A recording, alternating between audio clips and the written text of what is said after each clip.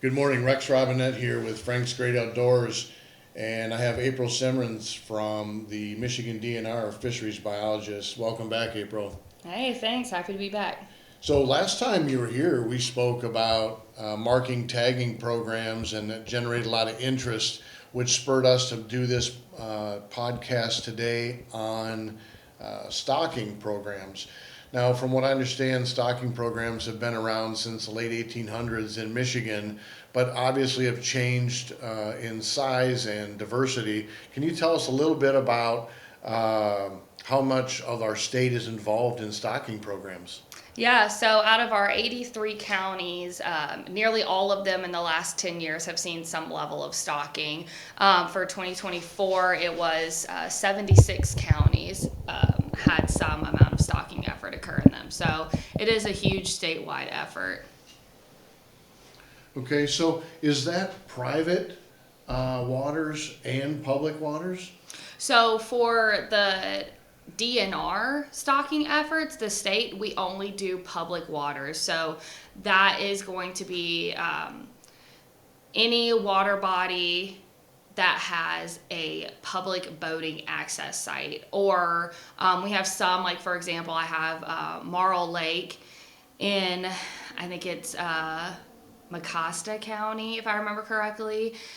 They do not have a boating access site, but you can launch like a canoe and do shore fishing. And because of its location being right off of a highway, it is a very popular site for easy access. So we do have some of those water bodies that we stock that don't necessarily have boating access, but it's just providing that opportunity for people in the area.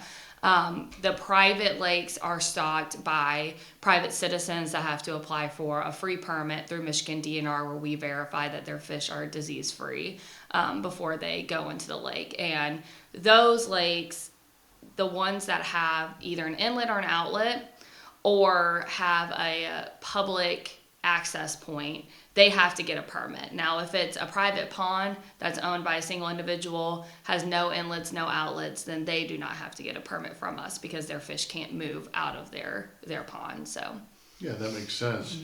So there's different species. There's cold water, cool water, warm water species. Are you involved with any or all of those? So warm water species in general, Michigan DNR is not directly involved in. We do look at the permits for private stocking of warm water species. So most commonly that's bluegill that we'll see people want to put in their lakes. We do not have the facilities to raise warm water species. Also, from an ecological standpoint, they are not really a species of concern because it only takes a few of those individuals to sustain a wild population because they are just very, very good at breeding. So once a lake or a pond or something has already been established, it's kind of a hands-off approach ultimately from, like I said, from a biological standpoint. And then for cool water species, so walleye, muskie, lake sturgeon, these efforts rely entirely on wild brood stock. So the milt, and so that's like the male sperm, and then the eggs from the females are collected from wild fish throughout Michigan, and fertilization occurs within the hatchery system. So they mix it themselves to fertilize the eggs, and then the eggs are incubated and hatched in hatching jars, and then they're moved into indoor tanks or rearing ponds soon after hatching. So that one is, for example, walleye in southern Lake Huron. We're involved a lot more in that hatchery process because after they hatch in the hatchery, so they're fries, super tiny, can barely see them with the naked eye unless you have a whole bunch in your hand. Those come from the hatchery to one of our 6 ponds that we have throughout our coverage area.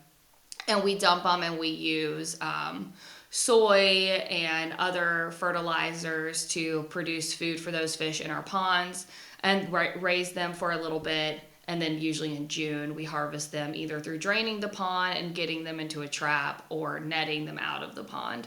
So that's how we're involved more directly with the walleye rearing.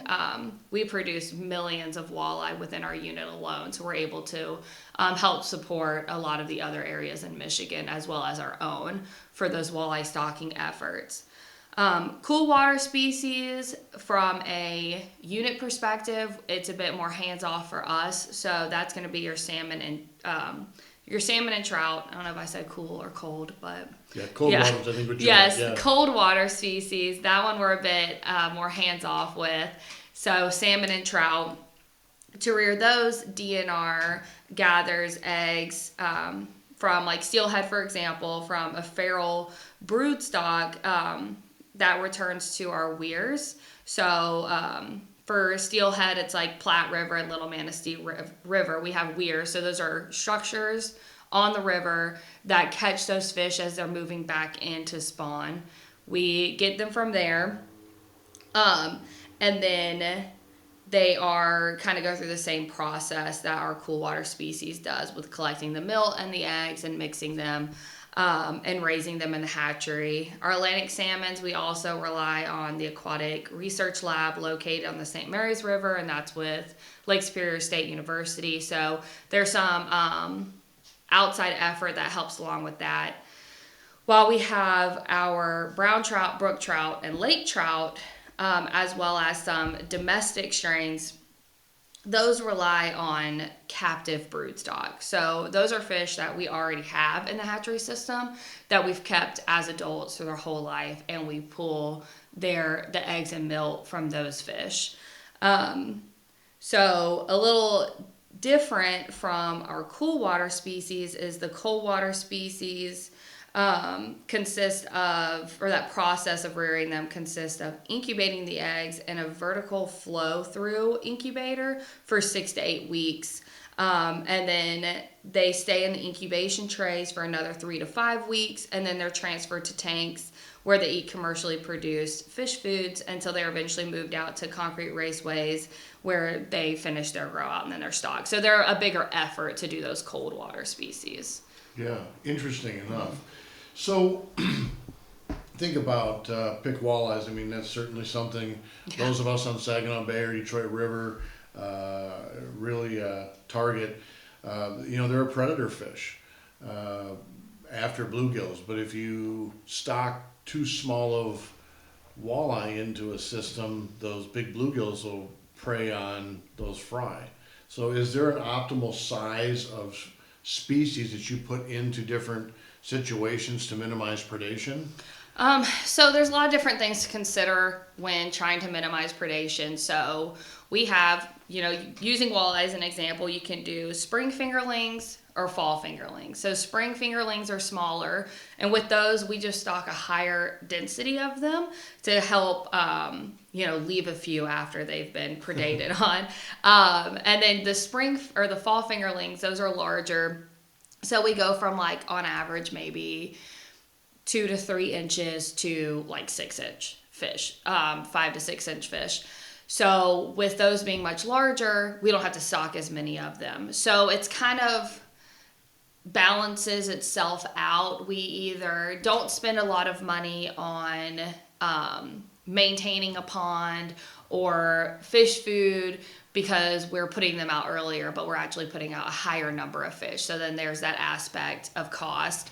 And then fall fingerling is there's less fish, but we have to spend more money on feeding them and maintaining these shallow ponds that get overgrown with algae and things like that. So some places are better at raising fall fingerlings versus spring fingerlings just because of the way their ponds are built, being maybe deeper, or their water source, whether they're drainable or they have to be pumped out, things like that. So we pretty much try to mitigate it by, if they're smaller fish, we put more in. If they're bigger fish, we don't have to put as many in because they're evading predation just on their size alone. Yeah, that makes sense. Mm-hmm. So you talked about different hatcheries. How many different hatcheries are there in Michigan, and are they strategically located close to where the fish are stocked, or how are those set up and designed? Yeah, so we have 6 hatcheries in Michigan: Harrietta, Marquette, Odin, Platte, Thompson, and Wolf Lake.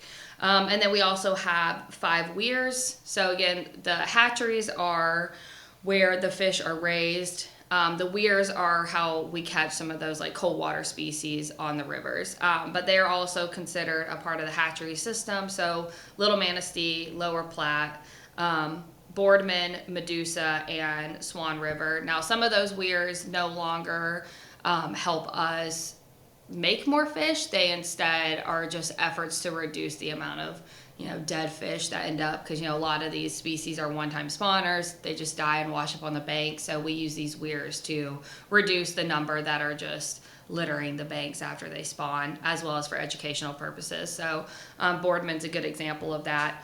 But anyway, so those hatcheries, once upon a time, some of them were uniquely placed whenever we had to rely heavily on trains for transportation. So way back in the day, they're placed so that the trains could get the fish, and then from the trains they would dump the fish into lakes.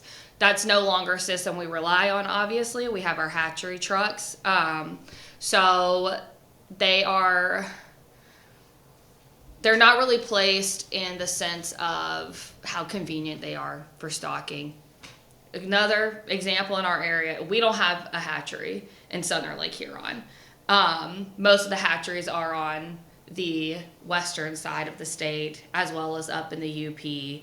So I think it's ultimately just a product of where DNR had the ability to create the infrastructure to have those hatcheries, not so much them being conveniently located for stocking purposes. Now, obviously, when it comes to getting our cold water species, I think it's pretty obvious that the west side of the state is a better spot, in some people's opinion, for those cold water species with the Lake Michigan fishery. So that makes sense that they're located over there, because it's easier for them to get those cold water species versus like Swan River, which is a backup weir for some cold water species.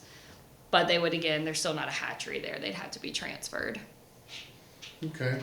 So when we think about stocking and say a small inland public lake, the people that live on the lake or in the community want to get it stocked, is there a process they have to follow, or can anybody just get the funding and stock? Does it have to be paid for? I mean, how does all that work? Mm-hmm. And are there risks associated with that whole big picture too? Yeah, so if an inland lake wants to get stocked, again, it's going to depend on, from a DNR perspective, access is going to be the number one question on whether or not we as a state can assist in any kind of stocking effort. So again, if it doesn't have a public access point, then we are not going to use public resources to stock that lake. Everything we do, the public has to be able to get access to it. So if it's a private lake that wants something, they have to get that free permit online. They have to go to a private fish farm, pick out the fish they want. They tell us what they're looking at, and then we verify that that fish farm has all the appropriate fish health certifications, again, to make sure they don't get any diseased fish. If it is an inland lake that has public access, then it's going to come down to what species they're interested in, the ecology of the lake itself. So we are not, at least from my perspective as one of the fisheries managers, I am not in the business of just like dumping fish that aren't going to survive. We don't really produce large enough fish to have like a put and take fishery, so they need that time to grow in there. And if they're not going to make it through their first year, then it's ultimately a waste of money to put those fish in there. And again, these are public resources, so we're trying to be mindful of that. So if someone wants walleye, that's a little bit easier for us to see, okay, is there, we'll do some surveys there, see what the current fish community is. What are the depths? What are the water temperatures like? Does it stratify? What's the habitat? Is there potential to create a self-sustaining population? Is this just going to be a unique fishery because it is the only lake that's going to have walleye in the area, and we want to provide our anglers diverse fishing opportunities? So that also plays a role in whether or not we're going to put walleye there. and as well as like trout and stuff. That's a big thing in my area with trout is it a unique opportunity, because the tip of my area gets into that cold water for trout, but not necessarily our whole unit is able to support trout. So we look into those different aspects, and then it ultimately comes down to funding and resources within our unit and our division as a whole, is if we are capable of producing more fish. Can we afford the food? Do we have the space for it based on what we're already stocking? Things like that. So a lot of things to consider before we're able to stock any fish. So part of your risk equation is, we'll call it the mortality. Will they survive, and those kinds of things. Are there other risks that you guys need to mitigate when you venture into stocking a body of water? I think the most obvious risk that we have when moving fish around, whether it's from private fish farms or our hatcheries, wild fish transfers, which I don't think we do that much of these days, is disease. That's probably, I would say, the number one concern is making sure that we're not bringing any diseases into the hatchery, and we're not taking any diseases out of the hatchery. So there is a ton of disease testing that our fish production staff is involved in, whether it's taking some individuals from the wild. So when we do muskie stocking, we get those fish from the Detroit River currently, and some of those fish are taken for disease testing, and they're done on a yearly basis, and then you have your disinfectant of the eggs and things like that. And then we have our brood stock that stays in the hatchery, our captive strains, and those are regularly tested for bacteria and viral infections and things like that. And so if a disease were to hit, then they go through their efforts to try to make them better, give them the medicines and all the disinfectants and things like that, and then they stay in the system until they are disease-free. If they're not able to become disease-free, then we don't risk it. Those fish are usually just taken out of the system at that point. So I see. Yeah, I figured, invasive species, sick fish, those kinds of things would be something you'd be very vigilant about in your program. The invasive species is definitely I think it was a bigger concern back when things were a little loose in practices for on the angler side of things. So again, that's why you're not allowed to dump bait, and you're not allowed to catch a minnow in one water body and then fish with that minnow live in another one, because what if it's actually a goldfish, or what if it's a round goby and now you've just moved it into another water body and it comes off of your hook and it's alive, and then boom, there you go. Like, you could spread those invasive species that way. From a DNR practice, we are much more particular about those things. So we don't typically get in those situations, but back in the day, that used to be a huge concern with people accidentally moving around those fish. We call them bucket biologists that kind of take transferring to our own hands. And it's another reason why we like to know, so why we don't charge people if they want to get a permit to stock a lake, because we're not trying to make things more difficult for you while you're trying to improve your local inland water body. We just want to make sure that everyone is on the up and up, and your fish are the fish that they say they are, and they are disease free, because we don't want to ruin your water body any more than you want to. So it's just a nice checks and balance, if you will. Absolutely. So when we talk about maintaining or enhancing populations of different species, how do we we have limits. Panfish is 25 in an assorted array on most every body of water. More recently, seems like probably yesterday, but it's been probably a few years, that we've changed 5 fish 15 inches for walleye to 8 fish at 13 inches, down from the Shank Bridge in the bay. How do we monitor, now that we don't stock walleye in that system, that our fish numbers are still good and healthy, and they're sustaining population. How do you do that? So from a Bay perspective, we have our research unit. So the St. Clair office or Mount Clemens office, they run trawls to get data, and then we have our Alpena office. They're doing gill nets in the Bay to get data as well. So they're going after 2 different sizes of fish, as well as, forage fish and other things that might get caught in there. So we're doing a holistic look at the Bay, and obviously catching a ton of walleye while we're out there. We have our creel program, using fishing mortality, playing that into the equation. And there's also a lot of modeling that occurs along with our jaw tagging efforts, and now our telemetry tagging efforts. So we're able to take it's all stuff that's like ultimately someone much smarter than me does it. So Dave Fielder, out of the Alpena office, does a lot of this modeling for our walleye population. So he's taking all of those little aspects of it, the harvest rate of our tagged fish, and then there's some calculations that he does where he can figure out the percentage that are harvested versus the percentage that are still out there that we know are out there because we tag them.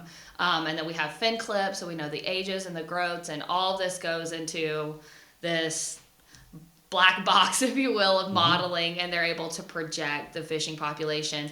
And every year, as we collect more and more data, the uncertainty of that modeling gets smaller and smaller. So that's why we have these long-term efforts with monitoring our walleye population in the Bay, is so that we can try to get as tight as possible with our estimates. So that's why we're always doing something new, like adding the telemetry aspect to our walleye monitoring. For inland lakes, it's a lot simpler.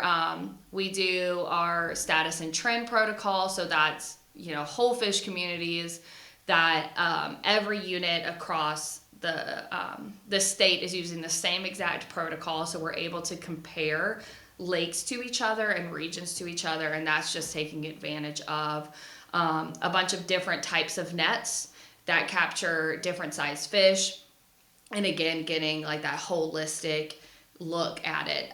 For walleye, for example, since that's our most commonly stocked fish in my area, we do fall electroshocking. So we are, or I guess electroshocking is kind of counterintuitive, but our electrofishing, where at night we go out to a lake and we are shocking along the shoreline when those fall fingerlings are moving in. As the water's getting colder, they're getting into the shallower, warmer areas, and we're able to capture them. And we have OTC marking, so that's where they put the fluorescent dye in. I don't really know exactly how the process works, but whatever they dump those fish in, they end up getting a fluorescent dye on their otoliths. And so we can take some of those fish and see were they stocked fish. If they have the fluorescent dye in their otolith, then that means they were stocked. So we can monitor that way. There's some new efforts of using genetics to do that. They've done that in other states. We haven't gotten there quite yet in Michigan. So we do those like targeted efforts where we know that that particular species is going to move into the shallows where they're a lot easier to catch, versus in the summer when we have our regular nets out there. If they're in deep water, we just don't really have the abilities to catch them as efficiently as we do either at night or in the cooler seasons. Yeah, that makes a lot of sense to me that we would use a multivariate regression model, because you have so many different data inputs for things like walleye.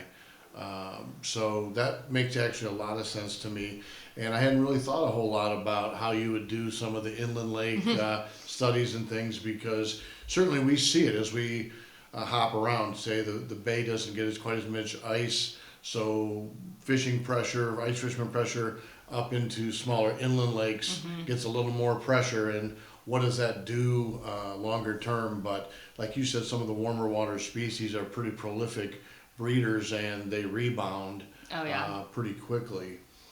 So let me change gears for just a second.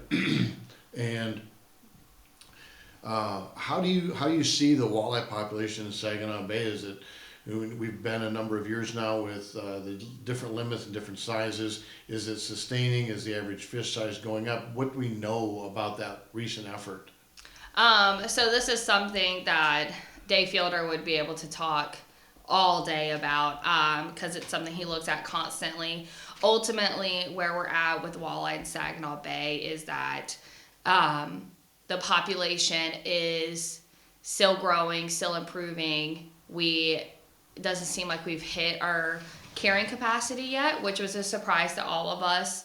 And it seems like every year we're learning more and more about what the bay is fully capable of sustaining. So our walleye population is still doing great. I think everyone knows, good or bad, that our walleye population is huge in Saginaw Bay, and it does appear to continue to grow. And maybe in a couple of years we'll see if it levels off. But right now it's still ticking up there. So It's still growing. Wow. yeah. Okay. So when we talk about stocking programs and all the information you collect, we probably have some finite one-time stocking programs on inland lakes, and some of these are, like you're talking about, multi-year plans that we're watching and modeling against. So what type of plans that I haven't thought about are multi-year plans versus, say, just single, we put a proposal together and we stock a body of water? So most of our stocking efforts, again, from a DNR standpoint, so ignoring all the public stock or the private stocking that happens, they're all meant to be multi-year efforts. So our standard when we put in a stocking prescription is 10 years. But the local biologists, the fisheries managers, have the ability to evaluate those stocking efforts and change them on the fly. So I say on the fly, usually in the winter, this is the time of year that we're revisiting all of our stocking efforts and deciding whether or not, based on our data collected so far, is it worth the money that's going into it? Or do we need to make some adjustments, whether it's how often we stock or the number we stock, the size that we're stocking, the strain that we're stocking, depending on what the species is.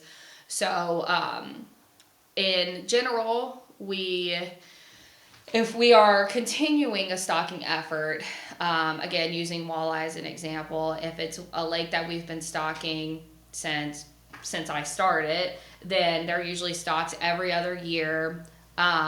Spring fingerlings, I think, are at 50 fish an acre, and that kind of stays consistent. If we're not getting any reports from that area, then it might be like, okay, well, I'm wondering if these fish are even surviving because nobody's saying anything about them. Then we'll go out and we'll do a survey and we'll say, okay, yep, they're there. Are they being utilized?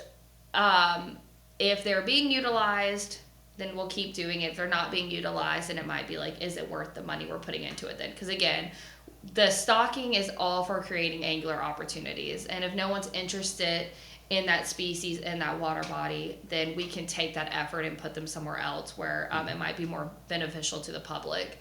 If it's a new stocking prescription, then they might do heavy stocking for the first 2 or 3 years where they're stocking at a higher density every year to try to get that population going, and then they'll reduce it over time once they've kind of established a fishery. We also consider how much fishing happens in that area. If it is a very popular lake, it might get a little bit more attention than one that gets moderate levels of fishing, because we just want to make sure we keep up with the harvest rates there. So it all is really dependent on how much that fishery is being used and the ecology of the lake, whether we are trying to create a self-sustaining population or if we're just trying to provide a fishing opportunity.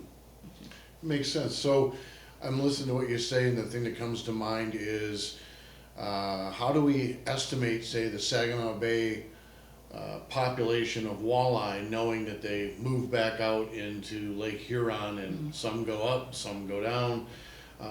How do we do that, and can you ballpark what is the population of like the Saginaw Bay walleye? So one of the ways, I think it was like in 2010, they did a telemetry project where they're looking at the movement of fish, and then in 2023, I think it was, seems like forever ago now, we started that new telemetry project. I think we talked about it last time, and that helps our researchers get an idea of the percentage of fish that are moving in and out of the bay, and then they're able to take those percentages and put them into the modeling of like what's our resident population that you can find out in the bay all the time versus what's our migrating population, so the fish that are just coming in to spawn and then maybe leaving the system when they're done spawning. So that's what the telemetry project's telling us. I believe the most recent modeling has shown that we're at 10 to 12 billion walleye in the bay. But again, like, I'm not 100% positive if that's the number that are in the bay all the time or just the number that like utilize the bay throughout their life history. So because again, we're just now getting that telemetry data back that's saying, you know, that like half of those fish are leaving the bay. So there's a lot of new things that are coming out with the way that our walleye population is adjusting to this new ecosystem as we're going through invasive species and climate change and things like that. And 10 million walleye, you said. And you ask yourself, Rex, how is it that you drill holes and sometimes you're not seeing any fish? Sometimes it's just the angler, you know? That's right, maybe it's more of the angler. And speaking of anglers, how can anglers go and find out more online somewhere about what is being stocked and those kinds of things? So we have a stocking database on our website. So I think it's Michigan.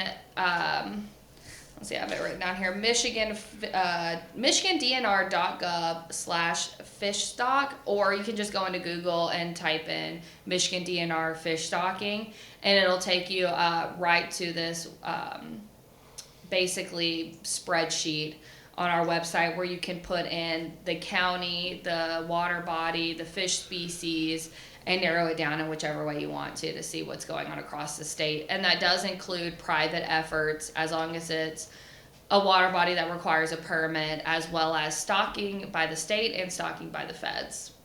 Oh, fantastic.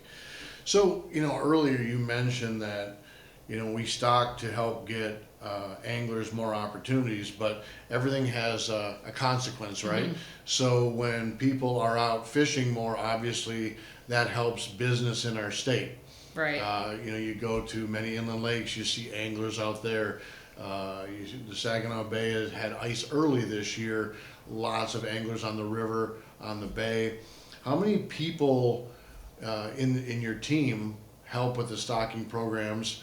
And how do you see that effort then is really seen by the anglers and the businesses that support that fishing area? Yeah, so from the DNR perspective, the hatcheries have about 50 employees that do all this effort, but then we also have our administrative staff that is helping facilitate stuff. We have our the unit technicians that are driving fish around with the hatcheries to stock them, and then the fisheries managers like myself that are evaluating it. So it is while it's only about 50 people directly employed with fish production, the whole state has to work together to actually see those efforts all the way through. And then we rely heavily on the reports that are coming in from our anglers on monitoring how those populations are doing. And I know a lot of universities have taken an interest in evaluating the economic impacts of those efforts as well from like a local economy standpoint, especially as those tournaments are becoming more and more popular too.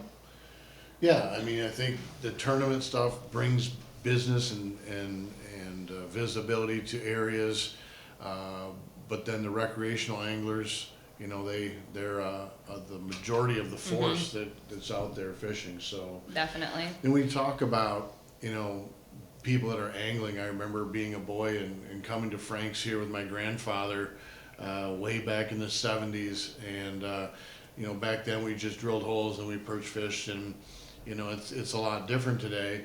Pretty exciting with the technology and all that. But how do young people get into the line of work or the opportunities in the DNR with respect to stocking and those types of programs? Yeah, so two programs that come to the top of my mind with involving young people, because again, to be directly, think of like internships and things like that with DNR, I think you have to be at least 18. So we're going more for college age students at that point. But there are programs like Salmon in the Classroom is very popular, and that's where we're giving fertilized eggs to teachers have in their class, and they get like a handbook and everything of all these different activities of teaching their students what is going on with the fish, the life cycle, fish behaviors, fish anatomy, things like that.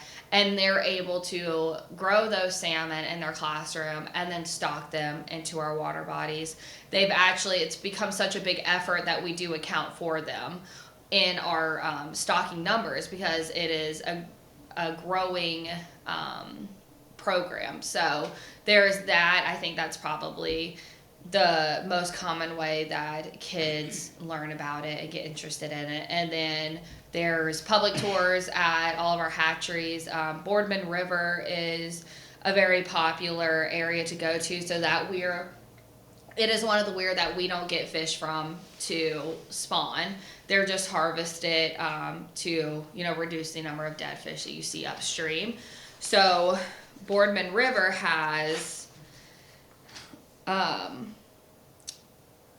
so they get interpreters there all fall, and that location sees around 100 people a day, and usually 20 to 35 school groups during the fall season. So that is probably one of our most popular spots for schools to go to and young people to see. But like I said, all of our hatcheries are open to the public to get a tour and things like that. So that's probably how we get those younger people interested in what's going on. Yeah, that's a great point. I think we got Free Fishing Weekend coming Yep. up here next weekend. That's always another way to get folks in there. But all this stuff is great. I'm very appreciative of what you guys do. It must command a pretty big budget to operate this kind of stuff. What kind of budget is around a program like stocking? So our fish production budget shifts as far as like the actual dollar amount changes every year. So let's see if I can get this right. If you want more detail about it, our chief and our assistant chief are very into talking about how the budget stuff works. But ultimately, it's a 75-25% split. So 75%, and these are rough numbers. This is kind of like when you're going in to get the number, you're going in thinking, I'm going to get 75% of the budget from our Sport Fish Restoration Act, so our Dingle Johnson DJ funds. That's all the same thing. Oftentimes we just call them DJ funds. That is a federal funding program, so that's the taxes on the fishing gear and marine fuel. We say that like we apply for the funds, but it's more like here is what we plan to do with the money this year, and here's how much money that we would think we need because of that. But the dollar amount that they give us is actually based on like the number of licenses, the miles of shoreline, the miles of stream. So there's a bigger formula that goes into play on how much money we actually get from the federal funds. They're looking at, I guess I'd say it's a better way to kind of make it fair based on your amount of water bodies and your amount of anglers, versus just saying, I just want to do a whole bunch of this one thing, and now you're competing with this other state that wants to do a whole bunch of this one thing, and they kind of make an even playing field by saying, well, this state has more water and more anglers than this state, so it might get more money. So there's that. We have to match that amount with like 25% to get that 100% of our budget.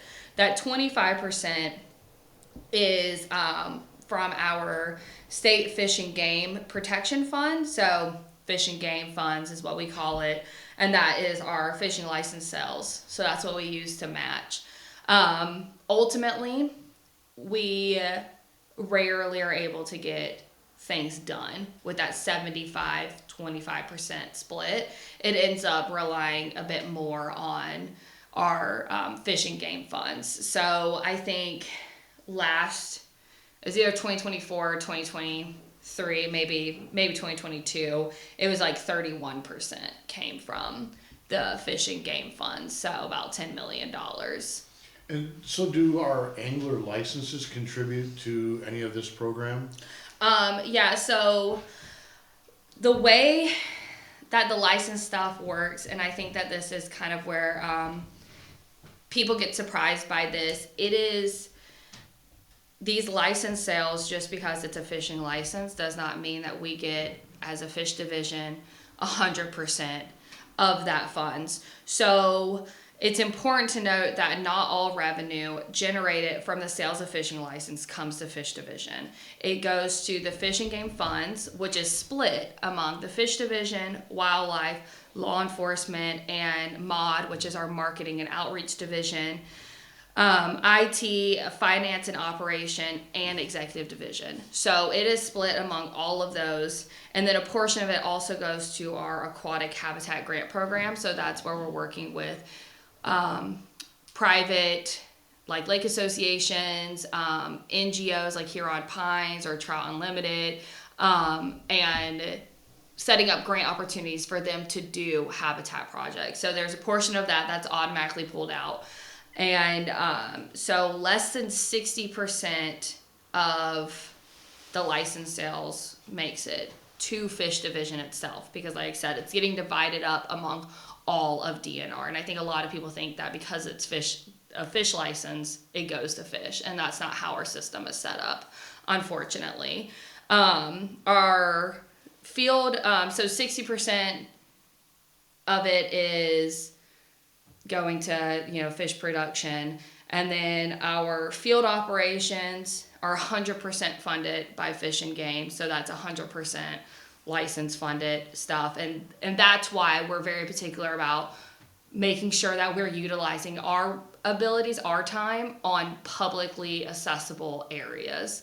And then we have our research program also has that same 70-25% split that we see in our fish production. And then our tribal coordination unit is actually like 80% general funds. So it is funded primarily outside of our license sales. So it's divided up in a lot of ways, and we certainly don't see all of that money trickle down to us within the field unit and the fish production. I maintain that everything in life is like the movie The Matrix. You take one pill, you're blissfully ignorant, you just go out and fish. Yeah. You take the other pill, you see how deep the rabbit hole goes, from research programs to administrative to data modeling and things. It's a very complex enterprise for sure. So, back in 2000, the dams had an issue in mid-Michigan, and there was a lot of fishing that went on say Wixom and Sanford and Secord and those places. 2026 is at least maybe the next current estimate for when they come up. I know you said you don't really stock warm water species, but will the DNR be involved in accelerating the return of fishing in those bodies of water as they fill up? With our current budget constraints, it's hard to say what the future looks like. We're in a tough situation financially as a unit. As the local biologist for the 4 lakes, we are discussing different ways that we can assist in getting those lakes up and running again, whether it's initiating wild fish transfers or just waiting and seeing what happens on its own, because there are fish still in those water bodies. So there's that option of where we kind of wait and see, and we just stock what we would normally stock, walleye, things like that we produce ourselves. So we have not officially decided how we're going to handle those lakes. One, because the timeline keeps getting pushed back, and then 2, our budget constraints that are ever changing. So we are discussing it, and we certainly don't want to leave people high and dry. It's just kind of being realistic about what we actually are capable of doing. So let's just say that there's clubs, Saginaw Bay Walleye Club, for example, if they wanted to get involved or they were going to be involved with those programs, they're doing it in collaboration with you then, correct? Yeah, if those clubs wanted to stock walleye themselves or something in the 4 lakes, you mean? Mm-hmm. Yep. So they would have to do what any other club would do. They can buy directly from a private fish farm and stock walleye that way, and they would just have to get a permit from us. We do have the ability to work with private entities. So I guess I'll just use like examples that we actually have today. Aranac County Walleye Club and the Walleyes for Iosco County. Those are 2 walleye groups that have ponds on their property that we use for walleye production. So they help us alleviate some of the cost of walleye production by keeping up with the maintenance for us, and then we just put the fish in and we fertilize the ponds and we harvest the fish and things like that. But they're helping with some of that cost by taking care of the maintenance side. So there are those programs too where we're able to get into agreements with private entities to work together to reduce costs to produce more fish. I see. I know West Michigan Walleye Club is pretty active in stocking as well. So let's move ahead. So we're on the stocking end. We're on the young, small side of things. Now let's go to what everybody hopes they're going to pull out of the hole as a master angler. Oh, yeah. Right? And so we talk about master angler programs. That's probably just another source of information on the health or the size or the growth of the food involved in a given body of water. How does master angler programs fit into the overall stocking effort, if any? I would say that the Master Angler program is more about letting the public know what opportunities are out there for them than it is about directly being involved in our stocking efforts. Now, mind you, if they are catching these huge fish, like a big walleye on a lake that we're stocking with walleye, that's one thing versus catching a big bluegill. That might not necessarily be directly involved in any of our stocking efforts. So there are those pleasant surprises where you kind of see a fish come up and you're like, oh, I know that lake, and we've been stocking more walleye there because the bluegill population was stunted, and now people are catching master angler bluegill out of there. So our stocking efforts of walleye might be doing their job and helping to create a better bluegill fishery. So there are those, indirect correlations that we might be able to make. But ultimately, that master angler program is all about getting people excited about fishing in Michigan and seeing the different opportunities that are out there, because you can go to the Michigan website and to the Master Angler program, and there's a map, an interactive map, where you can see where these giant fish are being caught out of, and go out there and try to get one yourself too. So it's all about just sharing the experience and encouraging those angling opportunities. Fantastic. So that's kind of some of the things that are on my mind. Is there anything around stocking programs that I haven't asked you? You said, boy, that'd be a really interesting addition to what we've talked about. Not that I can think of off the top of my head. I think you did a pretty good job of hitting all the bases, so. All right. And April, again, if people wanted to come up with a question, they have a question based upon things we talked about today, how can they get a hold of you to get more information? Yeah, so they can email me at simmonsa14@michigan.gov, or they can give me a call at 989-220-8688, and that's my work cell phone. So they're also more than welcome to text me if that's their preferred method. And we are always happy to hear about people out there enjoying our stocked fisheries and seeing any catches that they get while they're out there fishing, whether it's a stocked lake or not. So. That's awesome. Thanks so much for your time and your expertise today. I love the time you spent with me. I look forward to us doing something down the road again. Yeah, this was great. Thank you. Have a great day. Thanks, you too.